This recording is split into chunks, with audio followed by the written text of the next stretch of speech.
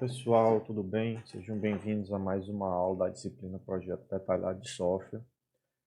Essa aula faz parte de uma sequência de aulas onde a gente está falando sobre os padrões de projeto do Golf, do Gang of Four. E nessa segunda aula a gente vai dar continuidade aos padrões de projeto. Nessa aula a gente vai falar sobre três padrões: o Factory Method, o Abstract Factory e o Builder, tá? Todos esses três padrões, eles fazem parte dessa categoria aqui, ó, que é a categoria de criação, de padrões de criação, tá? E além dos padrões de criação, você tem os padrões estruturais, e você tem também os padrões comportamentais, certo? Bem, os padrões de projeto criacionais, eles remetem à construção, ou seja, você vai trabalhar na construção de objetos dentro do seu software. E a gente vai falar desses três aqui, tá? O Factory Method, o Abstract Factory e o Builder. Então, lembram que a gente falou um pouquinho sobre o Grasp também, E o que é que o Grasp fala sobre a criação de objetos? Ele fala que a criação dos objetos deve ficar próxima a quem sabe os dados necessários para a criação, Ou seja, tem que ficar próximo daquele objeto, daquela entidade que tem aqueles dados para fazer a operação desejada. E quais são os problemas com isso, O processo de criação dos objetos ele pode envolver algoritmos complexos e também pode ser necessário você ter que escolher tipos de objetos de acordo com os dados. Então, você fazer isso tudo durante a execução do programa pode ser um pouco complexo, tá? E a solução para isso é você criar uma classe com a responsabilidade de criação, onde você vai ter uma invenção pura, Lembram lá do Graspzinho, da invenção pura, Então você vai ter uma invenção pura para desacoplar essas variações, Que as variações são esses diferentes algoritmos na criação de objetos.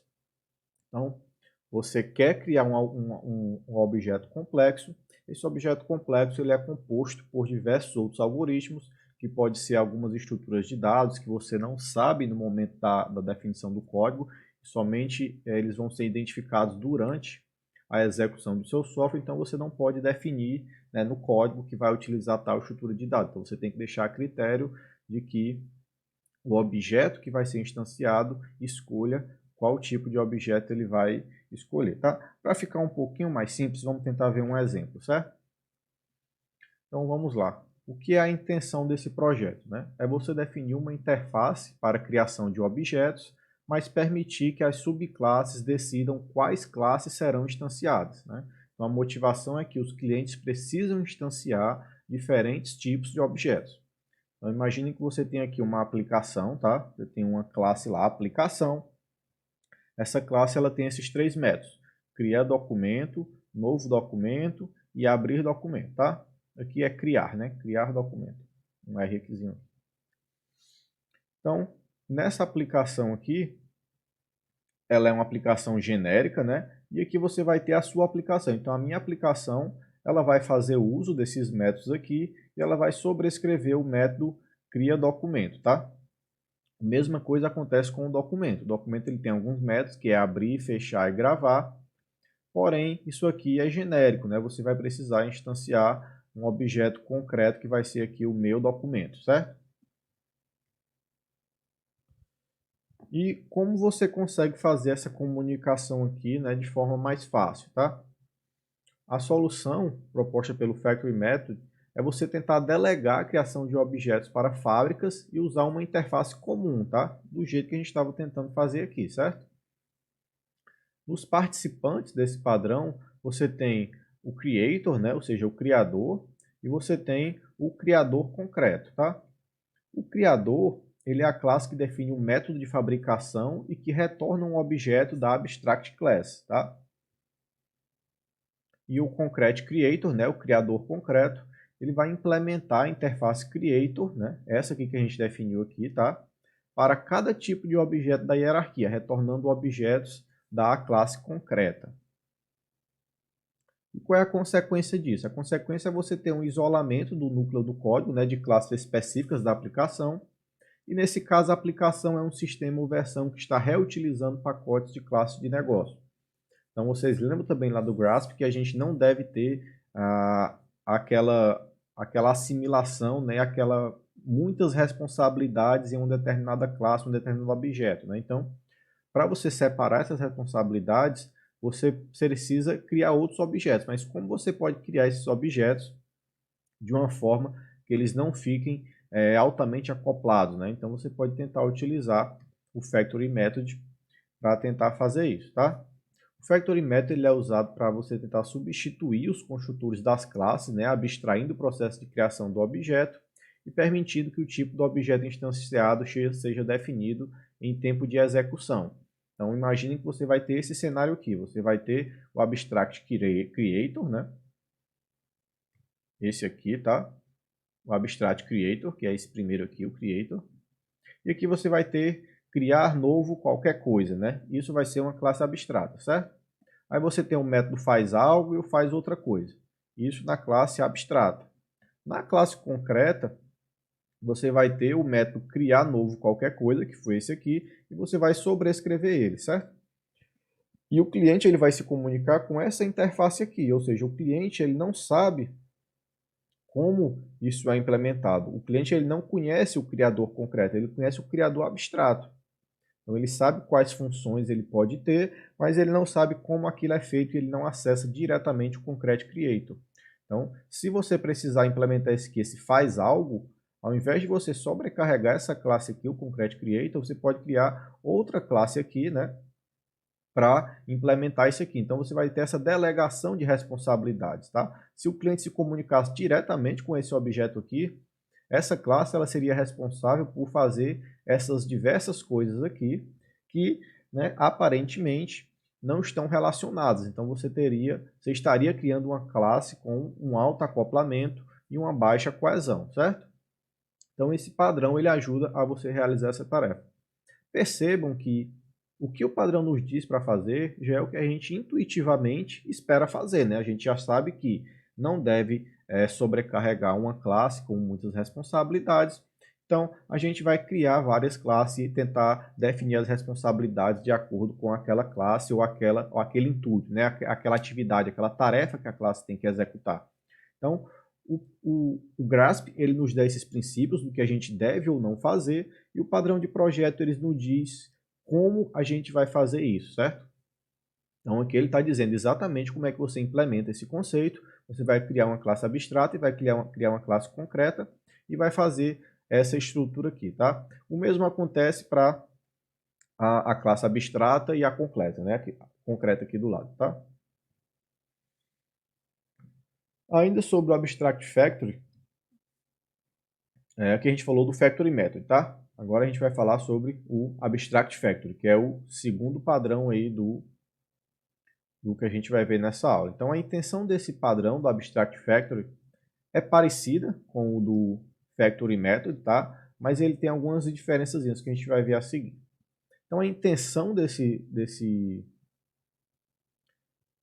padrão é você definir uma interface para a criação de famílias de objetos sem especificar suas classes concretas, né? Então aqui a gente faz isso para uma classe, né?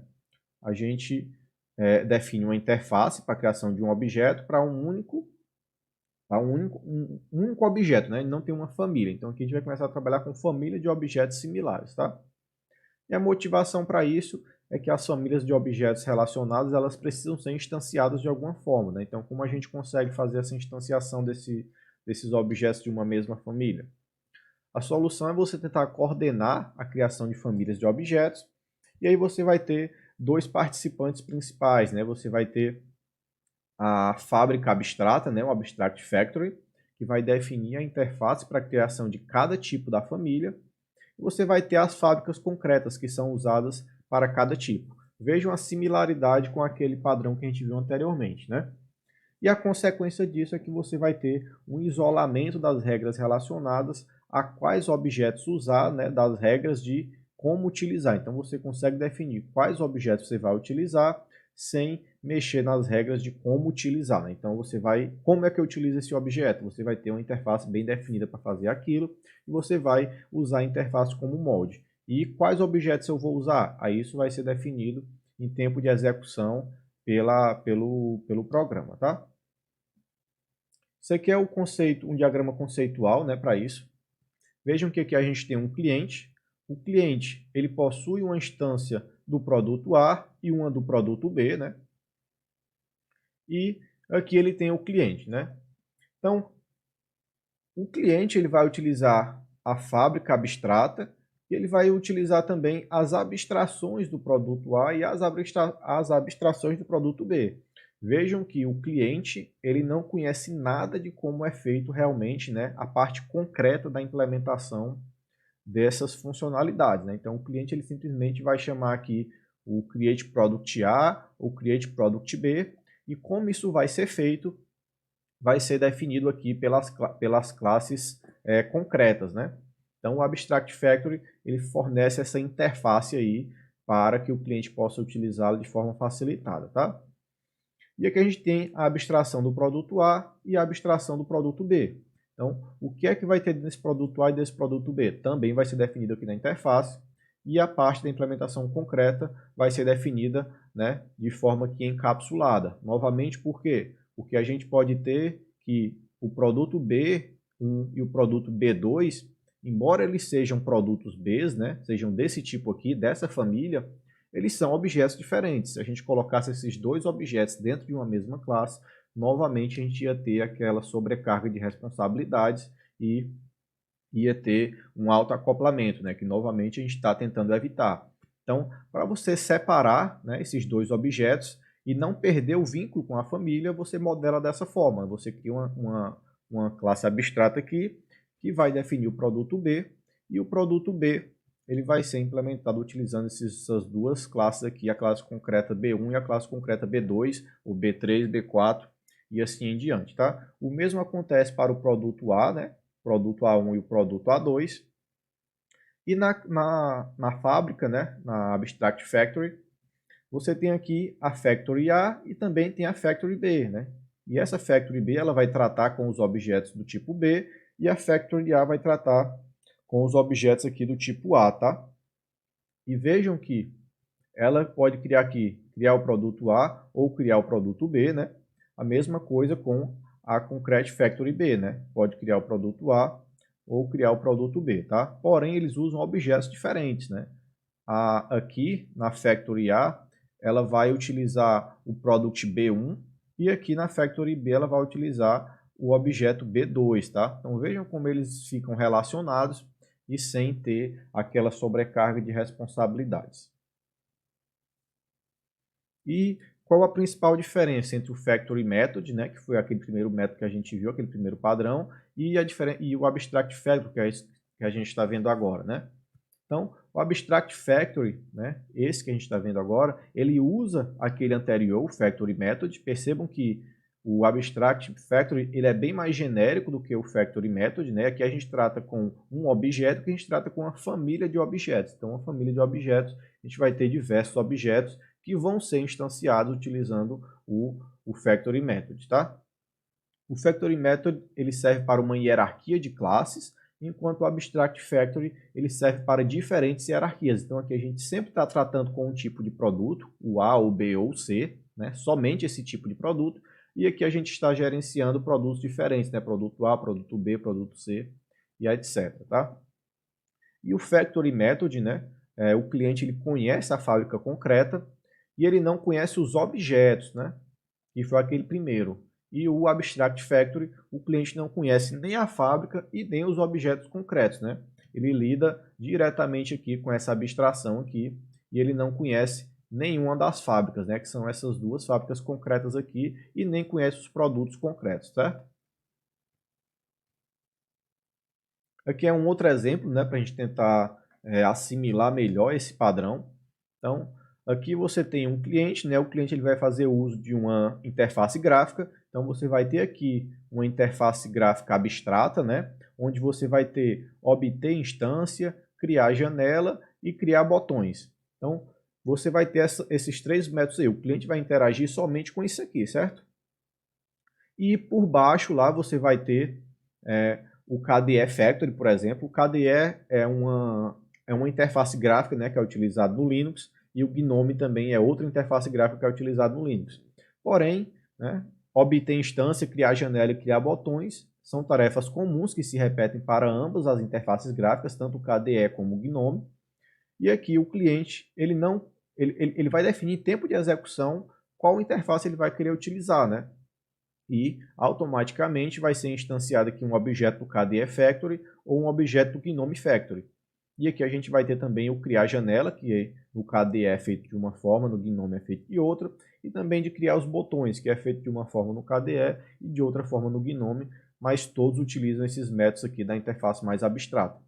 E os botões aqui, botão KDE, botão GNOME, eles são gerenciados pela fábrica, né? Ou seja, se você quer criar um botão KDE, é a fábrica que vai criar esse botão para você e vai manipular esse objeto aqui, né? O mesmo acontece com a fábrica GNOME. Ela somente vai ter acesso aos objetos GNOME e o usuário ele vai interagir com essa interface aqui mais genérica. Vejam que o usuário ele não tem acesso às fábricas e nem aos objetos concretos. Ele acessa somente as interfaces. Então ele acessa aqui a interface abstrata da interface gráfica, né? E aqui ele também vai acessar os objetos abstratos dos botões, né? Então, você tem um botão abstrato que o botão é, por exemplo, clicar. Tá, o botão é clicar. Aí, se for do tipo KDE, ele vai chamar esse objeto aqui. Se for do tipo GNOME, ele vai chamar esse outro objeto. Mas o usuário fica independente disso, né? Eu posso adicionar mais uma, mais duas ou mais três tipos de interfaces gráficas aqui, né? De diferentes tipos. E a interação do usuário vai ser a mesma. Eu não vou precisar alterar isso aqui. Vou implementar somente, né, mais uma entidade aqui, mais um objeto, que vai ser aqui outra interface gráfica que está disponível aí, tá? Então, é basicamente para isso que serve esse padrão Abstract Factory. E agora, o último padrão que a gente vai ver nessa aula, né, que é o padrão Builder. Esse padrão Builder, a intenção dele é você tentar encapsular o processo de construção de objetos complexos, né? E a motivação para isso é que o algoritmo de criação dos diferentes tipos de objetos complexos, né, ele deve ser separado das informações que são utilizadas e do processo de criação. Então vejam esse exemplo aqui. Você tem aqui esse objeto leitura RTF e ele tem esse método aqui, ler RTF, né? Então isso aqui é um agente externo, tá? Que está para cá, aqui dessa barra é o agente externo. O agente externo vai requisitar aqui ler alguma coisa. Para você ler esse texto, né, você vai ter que fazer essa conversão do texto. Então você vai ter que converter caractere, converter parágrafo, converter fonte. E você pode ter diferentes abordagens aqui desse texto. Então você pode precisar utilizar um conversor de PDF, ou um conversor de text, né, por LaTeX, ou você pode ter um conversor ASCII, né? Então aqui o algoritmo de criação, né, dos diferentes tipos de objetos complexos, ou seja, conversor de PDF é um objeto complexo, conversor de texto é um objeto complexo e aqui também é um conversor complexo. Ela deve ser separada das informações usadas, né? Ou seja, a entrada, que é isso aqui, e do processo de criação também, que é o processamento, certo? E qual é a solução dada pelo Builder, né? Você simplificar a construção de objetos complexos através da especificação somente do tipo e dos dados, e você tentar delegar o processo de criação para o Builder, tá? E quem são os participantes aqui no Builder, né? Você tem o diretor, você tem o Builder, propriamente dito, e você tem o Concrete Builder, tá? O Builder é o construtor, né? E aqui é o construtor concreto. Então, o diretor, ele é responsável pela construção, né? Mas ele delega a criação e montagem ao Builder, né? Que é o construtor. E o Builder, o construtor, ele especifica a interface para a criação das partes do objeto complexo, ou seja, o produto que vai ser gerado. E o Concrete Builder, ele cria e monta as partes do produto de acordo com a interface do Builder, tá? Vamos ver um exemplozinho aqui. Você tem aqui o diretor vai ter o método construir. Esse método construir, ele vai ser feito por alguém, ó. Ele que faz a construção. É como se fosse o controller lá do MVC, né? Mais ou menos isso. Então você tem aqui o diretor, ele tem esse método construir, mas ele vai delegar o que é feito aqui dentro desse método construir para outros objetos, né? Então aqui ele vai ter um builder ou vários builders, e esses vários builders eles vão fazer a construção dessas partes, né? Então aqui você vai ter, cada builder vai ter aqui uma parte que ele vai ser construída, ou seja, aqui vai construir uma parte, o outro vai construir a parte 2, a parte 3, e o diretor ele vai fazer essa junção dos resultados para poder retornar para o cliente. E você tem também o Concrete Builder, né? No Concrete Builder você vai ter o construir alguma parte, né? Ou e pegar o resultado, né? Vejam que aqui no Builder você tem somente construir a parte, e aqui no Builder Concreto você sobrescreve esse método aqui, e tem também o método getResultado, que é o cliente, que o cliente, né? Quem está requisitando aquele dado, acessa diretamente, tá? Vamos ver um exemplo mais prático para ficar mais simples, né? Um exemplozinho lúdico. Por exemplo, você tem aqui um cliente, o cliente ele vai fazer uma compra lá no McDonald's, né, no KFC, no Burger King, em alguma dessas empresas aí de fast food. Então ele chega lá e faz um pedido. Ó, eu quero a refeição para criança. Aí o que a refeição para criança inclui? Ela vai incluir um sanduíche, uma batata palha, uma Coca-Cola e o brinquedinho, né? Porém, o diretor, ele sabe o que é que vai ser preciso. É ele que interpreta esse pedido, que faz a associação do pedido com os produtos, né? Ele faz essa interpretação aqui. Porém, não é ele, né? Não é dentro desse objeto que vai ser construído o produto, tá? Ele vai criar um builder, né? Para fazer o sanduíche, ou seja, ele vai delegar a responsabilidade de fazer o sanduíche para outro funcionário. Ele vai ter outro builder aqui, o builder 2, que vai fazer responsável pela batata frita. Vai ter outro builder aqui para pegar o refrigerante e outro aqui para pegar o brinquedinho e colocar no plástico na sacola, por exemplo. Então vejam que são 4 partes distintas que elas são juntas, né? Ou seja, aqui é como se fosse aqui o construir parte, né? Ou seja, construir parte A, construir parte B, parte C e parte D. Então, o conjunto dessas partes, né? Você juntar todas essas partes que foram construídas de forma independente pelos builders, você vai ter aqui o produto, né, o que foi requisitado pelo cliente, certo? E depois que tudo é finalizado, o cliente vai lá e ele acessa diretamente aqui, né, para pegar o resultado, tá? Ele também poderia requisitar direto ao diretor, né, ou seja, poderia voltar daqui, se ele fosse implementado para fazer a reunião dessas partes e gerar o produto final, ou então ele pode pegar de forma independente em cada builder, certo? Então, espero que esse exemplo tenha deixado bem mais claro aí como você pode utilizar, né, o Builder de forma bem prática, tá? Isso aqui é uma outra ilustração, né, do Builder também, que você tem o diretor, você tem o objeto complexo. O que é o objeto complexo aqui? É esse aqui, ó. É o pedido aqui, é o pedido de comida para criança, por exemplo. Isso é o objeto complexo. Complexo por quê? Porque ele é composto de diversos outros itens, certo? Aí aqui você tem o produto A e o produto B, por exemplo, o refrigerante e a batata frita. E o builder, né, ele é responsável por criar essas partes e compor o objeto complexo, né? Ou seja, o builder vai lá e adiciona essa informação. Imagine que esse objeto complexo é essa caixazinha aqui. Você tem uma caixazinha, aí o builder vai lá e conclui o sanduíche. Aí ele bota o sanduíche aqui no objeto. Aí o outro aqui é outro produto, produto B1, aí a batata frita. Aí ele vai e coloca aqui a batata frita também dentro desse objeto. E depois que ele tiver todo completinho, aí o cliente vai lá e acessa diretamente esse objeto aqui para poder pegar o pedido dele, digamos assim, tá? Isso aqui é um diagrama de sequência, né, que mostra a interação que é feita. Então o diretor ele manda a mensagem para o builder 1 para fazer a construção de uma parte do produto, né? Aqui o produto A1. E ele também manda uma mensagem para o builder 2 aqui, né? Que ele vai construir a parte B do produto. Você também tem aqui uma etapa de montagem, onde esse produto que foi construído, ele é incorporado ao objeto complexo, né? Para poder ser entregue ao cliente, certo? Bem, pessoal, e depois desses 3 padrões aí, né, você tem mais algumas informações que são relevantes vocês verem, né? Por exemplo, os objetos construídos com o Builder, normalmente eles são composites, né? Ou seja, composições, né? São partes de um objeto maior, ou seja, são pedaços de algo maior, são pedaços daquele objeto complexo. E nas fábricas, né, o Builder ele é um tipo mais específico de Factory, e o Factory eles podem ser usados para instanciar objetos Builder também, tá? E em resumo, tá, a conclusão dessa aula é que os padrões de projeto eles são um linguajar básico dos projetistas de software e são catalogados a partir de experiências, tá? Lembra que o projeto você não cria um padrão de projeto, né? Você identifica um padrão de projeto que é bom e que já é utilizado, né, naqueles cenários através das experiências, tá? O builder, ele encapsula a criação de um objeto complexo, em geral com muitas partes, tá?